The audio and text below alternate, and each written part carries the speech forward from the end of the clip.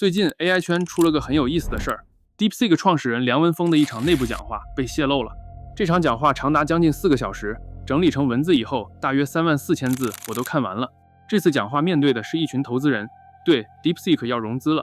所以你会发现整场会议的语气很特别。一方面他在讲 DeepSeek 为什么坚持开源，为什么不追求利润最大化，为什么大家不怎么加班。另一方面，投资人问的问题却非常现实：你到底有多少张卡？模型什么时候能追上美国？收入能做到多少？这轮融资的钱准备怎么花？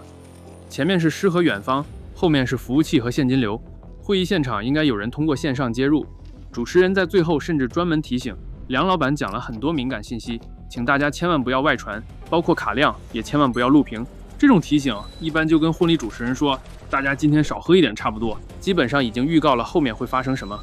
后来录音或者会议纪要果然流出，多家媒体随后援引知情人士称，梁文峰对此非常不满， DeepSeek 也暂停了原本正在推进的新一轮融资。这件事在墙外当然闹得沸沸扬扬，估计大部分人还不知道这场3.4万字的内部讲话到底说了什么。我先给你简单捋一下，大概就是6部分内容。第一部分偏情怀，梁文峰先解释 DeepSeek 为什么坚持开源，以及团队在这件事情一直很克制，不着急赚钱。然后就谈商业化，强调 C 端用户和 API 收入只是通往 AGI 过程中的副产品，并不主要。然后他给出一条技术路线，就是如何从语言模型到 AGI 再到机器人。之后谈组织和人才。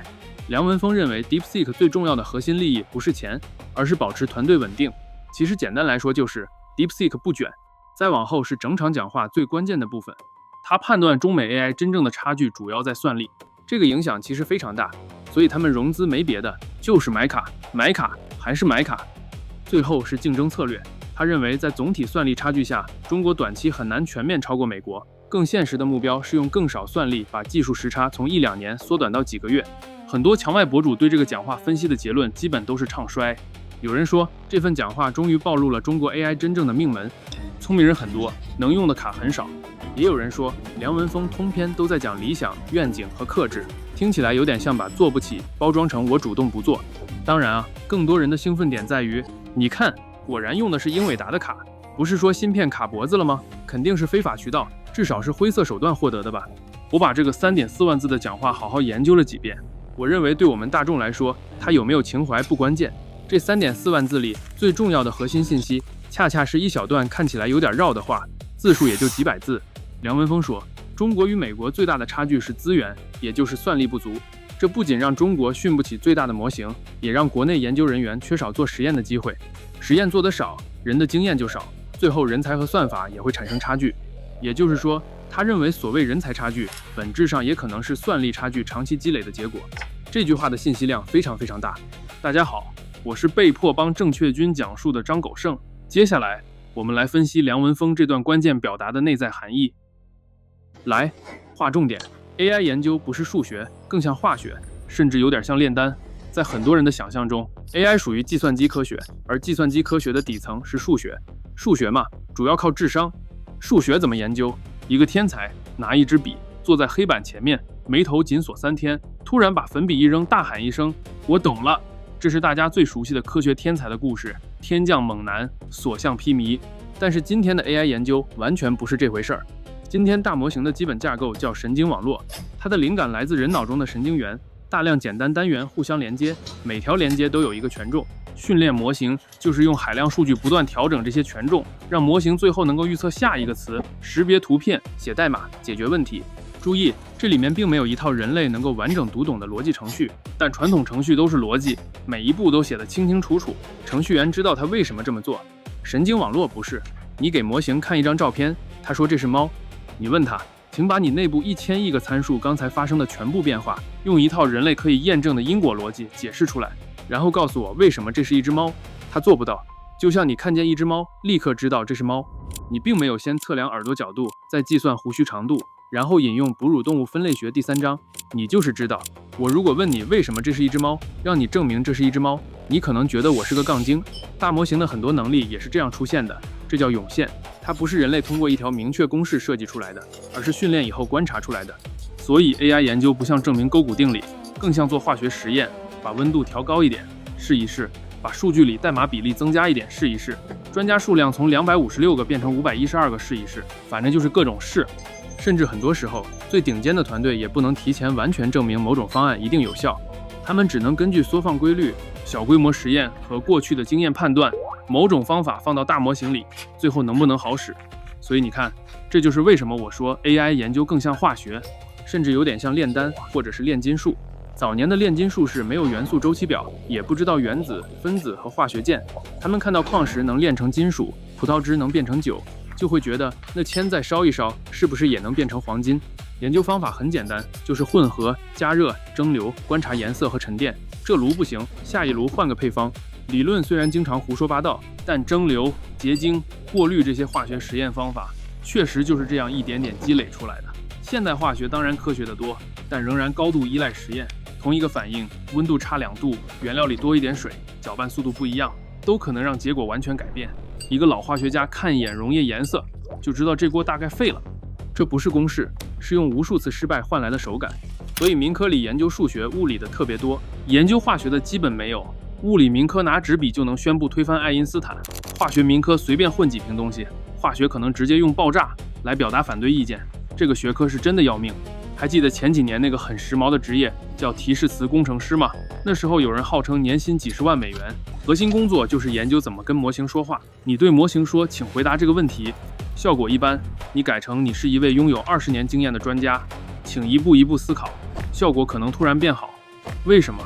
没人能给出一套像牛顿定律一样精确的答案，大家就是不断测试，逐渐摸索出经验。现在模型本身更先进了，提示词没那么玄学了，但大模型研发内部仍然有大量类似的经验知识。某种数据清洗方法为什么有效？某个训练阶段放在前面还是后面？某个路由算法为什么在小模型里没问题，到了大模型突然就崩？这里面都说不出为什么，就是经验，见过，所以知道。我们刚才说 AI 的研究更像化学而非数学，其实化学、生物、材料这样的学科，失败真的是成功之母。这些学科没有纯解析的数学逻辑推导，单靠科学家的聪明才智，能提升的研究效率极其有限。因此，能不能大规模的实验、大规模的快速失败，才是通往成功的快速路径。失败的越多，并且在越短的时间里失败越多，失败的规模越大，就越快通往成功。所以没有卡，你连失败的资格都没有。就好像你做化学实验，没有足够多的化学元素，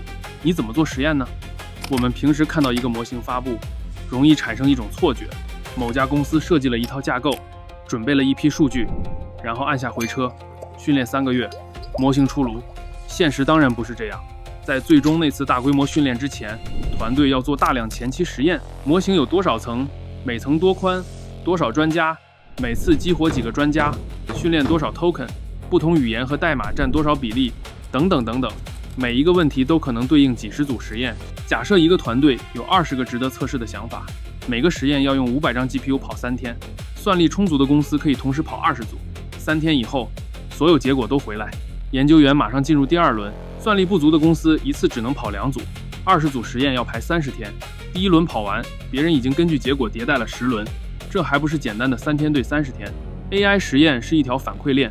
第1轮告诉你方向，第2轮才能微调，第2轮发现新问题，第3轮再解决。美国团队1年走了100步，中国团队1年走了20步，5年以后差距不是80步，因为先走的团队会用新模型帮助写代码、整理数据、设计实验，前进速度还会继续加快。这不是线性的差距，是乘幂式的差距。而且一家已经有用户的模型公司，不能把所有 GPU 都拿去做研究，卡还要服务 API， 服务 App， 处理用户请求，给付费客户保留容量。你不能跟企业客户说，不好意思，我们这周要探索 AGI， 所以你们公司客服先停一下。梁文峰说 DeepSeek 当时大约有2万张 H 等效算力，并且还在快速采购。这里 H 大概说的是英伟达的 H 系列显卡，但他同时说这些资源主要只够他们在10B 到几十 B 激活规模上多做实验， B 就是 billion 10亿。美国最前沿模型根据梁文峰的行业信息可能达到约800 B 激活，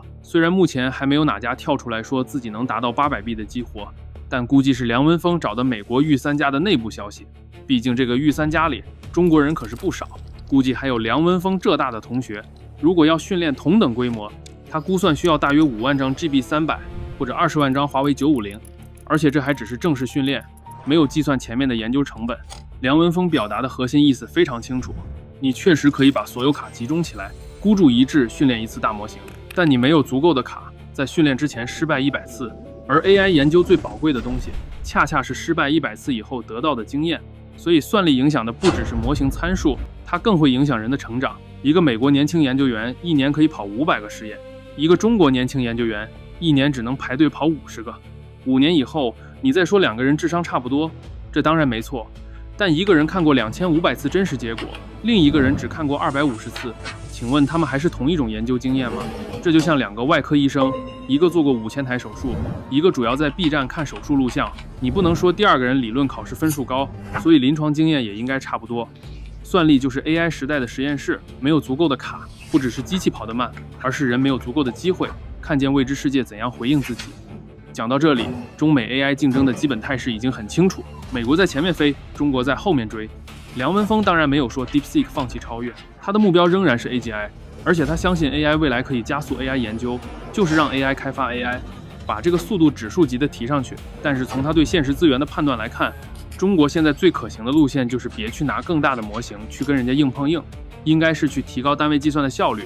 既然卡少，就用工程能力让每张卡发挥出更多的算力，然后把落后时间从2年缩短到半年，再缩短到3个月。其实最近很火的 Kimi 的 K3 也是这个路线。这里就会出现一个很诱人的中国故事。没关系，美国先发明，中国把它做便宜。这套故事大家太熟悉了，电动车、无人机、光伏、家电都是类似的叙事。美国人负责在车库里发明，中国人负责把供应链卷到地板下面，最后把价格打成白菜。于是有人会说，即使中国 AI 永远落后3个月，只要中国模型便宜，是不是照样能赢得全球市场？等等，这个规律在 AI 上未必那么容易奏效。首先，中国模型便宜，并不是因为中国工人工资低，低人权优势这个东西在 AI 上发挥不出来。况且人员工资这个东西，即便在美国 AI 工程师的工资那么贵了，都能有1亿美金总包的工资的情况下，这在整个模型开发训练的成本中依然是小头。中国模型便宜的一个重要原因是每次处理一个 token 时，实际调用的参数更少。这里解释一下什么是激活参数。如果一个模型是传统的稠密模型，可以想象成你每问一个问题，公司所有员工都要参加会议，财务、法务、销售、保安、食堂阿姨全部进会议室。MOE 也就是混合专家模型 DeepSeek 2.1当年在世界闻名，主要原因之一就是这个 MOE 做得好。而 MOE 则像一家拥有很多部门的公司，你问法律问题，只叫法务、合规和相关部门来开会；问代码就叫程序员过来。公司总员工很多，但每次只调用一部分。总参数是全公司花名册激活，参数是本次会议到场人数。所以一个模型总参数可能达到几万亿，但每个 token 实际只激活几百亿，也就是几十币。真正直接影响计算成本的，主要是后面这个数字，也就是激活参数。梁文峰说，国内模型主要还在几十币激活规模，而美国最大模型可能达到数百币，甚至约800币激活。如果这个口径成立，同样生成一个 token， 计算量可能差一个数量级。因此，中国模型当然便宜，你每次开会叫30个人，美国每次开会叫300个人，会议室电费能一样吗？发矿泉水也多，发好多呢。别用依云了，还是玩哈哈吧。可问题是，美国为什么要叫300个人？不是因为美国人特别喜欢开会，而是因为目前的 scaling law， 也就是规模定律，仍然没有明显失效。至于什么是规模定律，你可以认为这就是 AI 能 work 的核心，通俗理解就是大力出奇迹。模型更大，数据更多，训练算力更高，通常仍能换来更好的能力，并且这种好是一种涌现出来的，参数大了就突然从不行到行了，这个增长还不是线性的，是大跳跃，这就是规模定律。尤其在复杂代码、长程任务、开放式推理和 agent 的工作中，多几个百分点的能力可能决定任务到底能不能完成。美国头部实验室当前优先点的是能力边界这个技能点，他们并非做不出便宜模型，只是战略上必须先要把最快的赛车造出来。暂时不管100公里油耗，中国因为油箱有限，只能一开始就研究省油，所以中国低成本的优势，并不是像土地便宜或工资低一样的永久结构优势，它更像一种研发侧重点和工程积累。美国完全可以用自己的旗舰模型蒸馏自己的小模型，可以减少激活参数，可以量化，可以做推测解码，可以用更新的芯片降低成本。事实上，美国公司从来不是只有最贵的旗舰模型，也会同时提供更便宜的小模型。最近 OpenAI 甚至大幅下调部分模型价格，以扩大企业采用量。美国今天的逻辑是，先用几百币激活参数，把能力边界顶出去，这跟汽车公司先造 F1 赛车，再把空气动力学和材料技术下放到民用车是一个道理。DeepSeek 的优势是真实的，它在 MOE、算子、通信、缓存、调度和服务器利用率上做了大量优化。梁文峰甚至认为，即使自己把模型完全开源，第三方也很难做到同样的部署成本。但这叫成本领先，不叫成本垄断。美国不是学不会，只不过 DeepSeek 由于长期缺卡，被迫把这棵技能树点得特别深，所以一言以蔽之，中国模型便宜是因为同样一个回答，它算得更少，利润也要得更少。当然，中国还有一个成本优势，美国要先替全世界做实验，前沿探索是最贵的。美国公司不知道某条路线行不行，需要烧几十亿美元试错。等模型发布以后，中国团队至少知道这种能力确实存在，这个方向值得做。他们可以阅读论文，观察产品行为，测试模型能力，也可以通过合成数据和蒸馏，把一部分能力压缩到自己的模型里。我插一句，说说蒸馏是什么。想象一个学霸做完一套难题，不仅告诉你答案，还把解题步骤写下来。你把这些答案和步骤收集起来，训练另一个学生。这个学生没有学霸那么强，但做类似题目时也能表现得非常不错。这就是蒸馏的大概逻辑。你没有偷走学霸的大脑，你只是让他疯狂做卷子，放在大模型上。就是如果 DeepSeek 要蒸馏 Claude， 就接个 Claude 的 API， 然后让 Claude 疯狂做题，把 Claude 产生的答案都记下来，然后连同题目塞到 DeepSeek 自己的模型里训练。这就是蒸馏。这个方法非常有效，尤其在标准题、常见题和能够验证答案的任务上。DeepSeek 自己的 R1 系列就公开发布过多个蒸馏模型，这不是黑科技，更不是道德上天然有罪，而是机器学习行业的常规手段。但蒸馏有一个明显边界，它擅长复制老师已经表现出来的能力，不擅长复制老师面对全新问题时产生能力的机制。选择题很好蒸馏，复杂项目不好蒸馏。如果任务是法国首都是哪里，老师说巴黎，学生记住就行。如果任务是接手一个有200万行代码的软件项目，连续工作3天，找到一个偶发 bug， 修改代码，通过测试发现影响另一个模块，再回头重新设计架构。这里面有长期规划、状态维护、失败恢复和环境反馈。你从老师那里收集1万个最终答案，不等于学生就获得了老师解决所有未知项目的能力。所以如果 Scaling Law 继续有效，美国不断用更大的模型探索新的复杂能力，而中国主要依赖追赶、蒸馏和压缩，那么技术差距未必会稳定在3个月，它可能扩大。尤其当最强模型可以帮助设计下一代模型时，领先会产生复利。美国不单单只领先一个模型，更重要的是用领先模型提高研究速度，再生产更领先的模型。当然，这也是梁文峰在讲话里提到的思路，用 AI 研究 AI， 这个是成幂关系。但双方都是同样的思路的情况下，一定是优秀的模型产生的复利更高。这就是为什么，如果中国想真正超越，就不能只做美国模型的高性价比版本，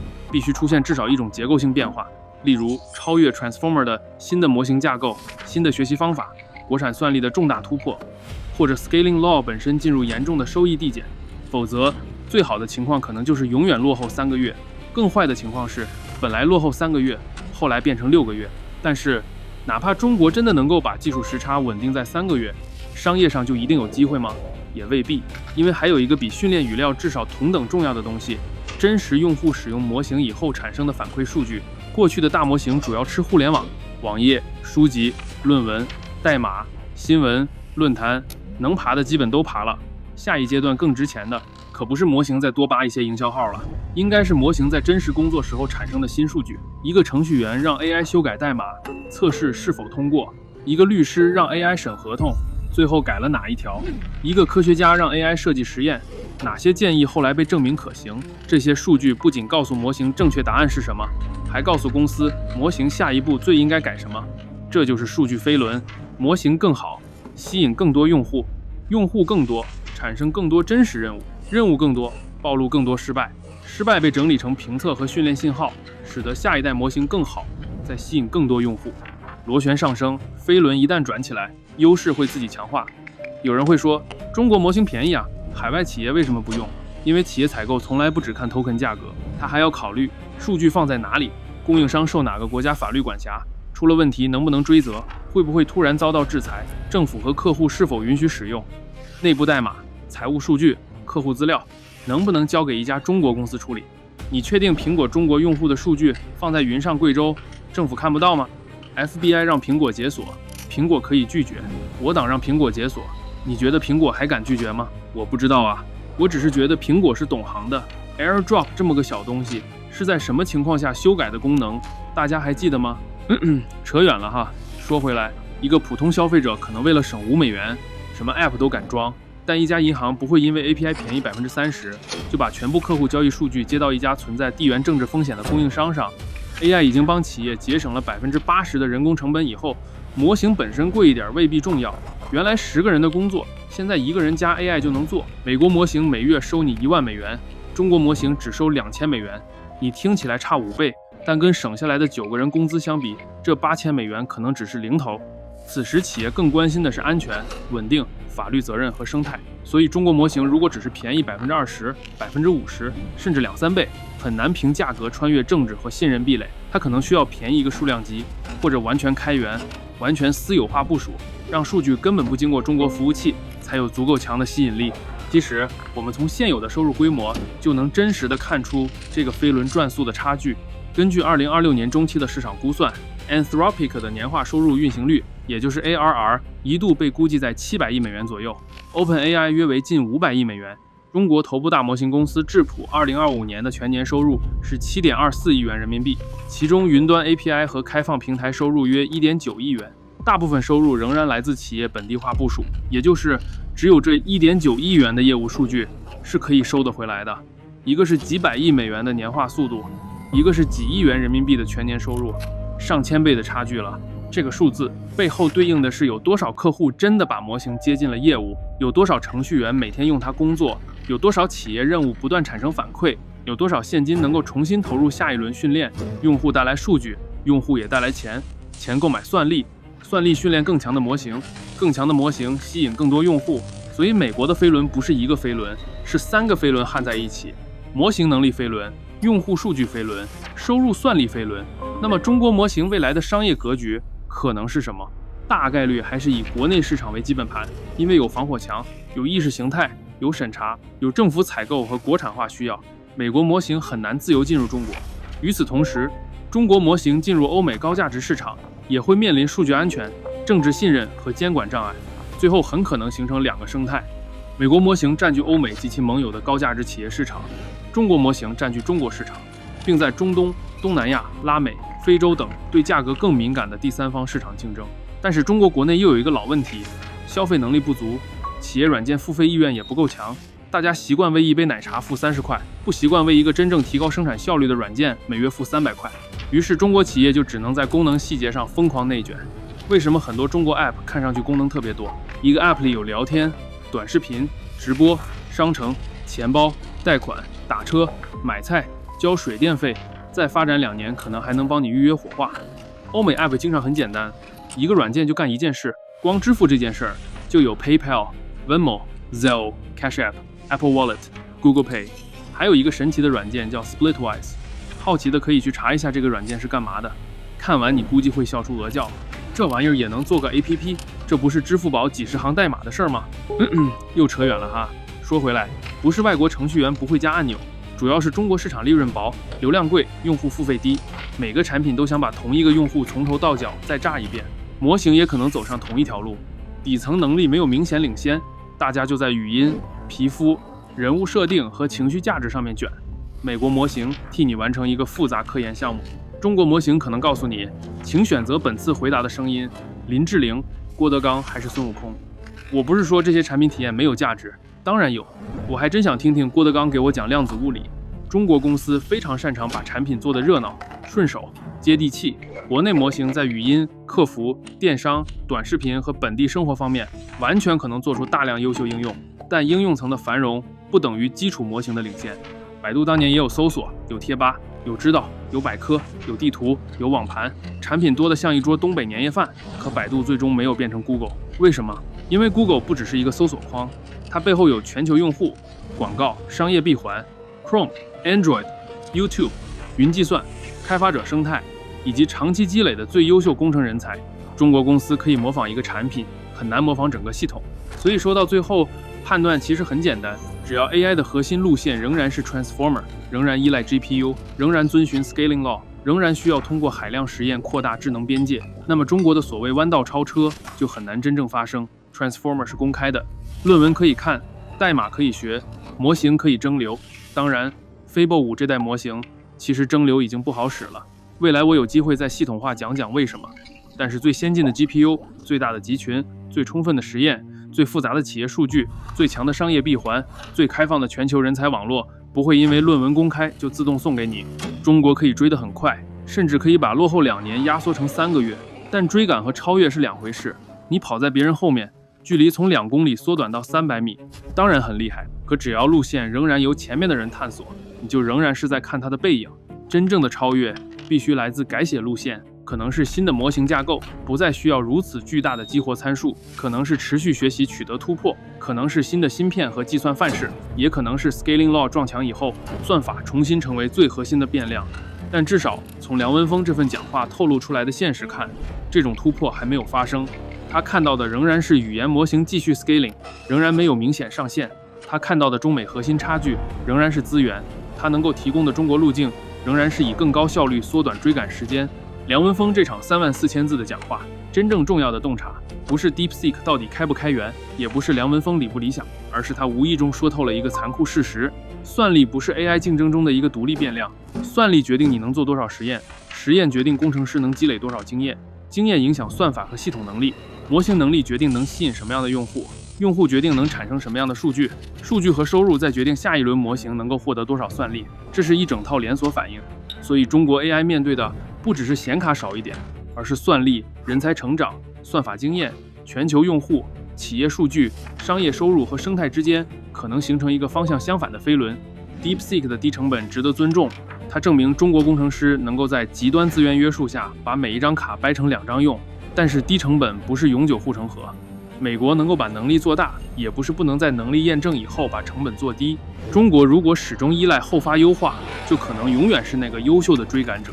便宜、好用、动作很快，但负责定义下一代智能边界的仍然是别人。所以只要底层技术路径不变，中国 AI 最好的结局或许就是永远落后美国3个月。而一旦把全球商业环境和数据飞轮叠加进来，结局甚至可能不是永远3个月，而是又一次变成百度和 Google。 你觉得百度跟 Google 差几个月？至少市值差了100倍。你可以拥有一个搜索引擎，你也可以拥有一个大模型，但真正决定胜负的从来不是那个模型文件，而是一个能让它不断进化的世界。